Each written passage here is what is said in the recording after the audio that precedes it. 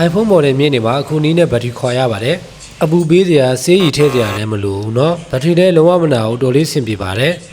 power supply ကို9 volt ထားပြီးတော့အပေါင်းနှုတ်ချိတ်လိုက်ရုံပါပဲ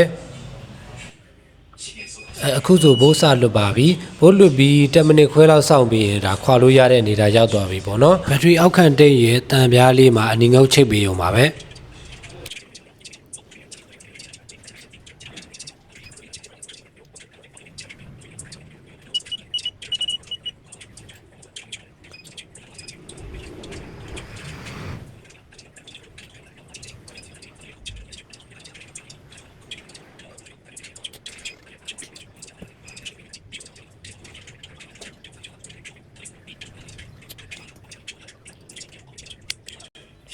ခုဆိုရင်လွယ်လွယ်ကူကူကွာသွားပါတယ်ဘက်ထရီလည်းလုံးဝမနာဘူးဆေးရည်လည်းသုံးစရာမလိုဘူးတက်ရဲ့လေးနဲ့အတော်လေးကိုဆင်ပြေပါတယ်เนาะဒါကတော့လုံးဝမော်ဒယ်အမြင့်နေမှာပဲပါတယ်ပုံစနစ်လေးပေါ့เนาะသူတို့မှာအဲ့စနစ်လေးပြောင်းထားတာလေးကိုပြပေးတာပါเนาะ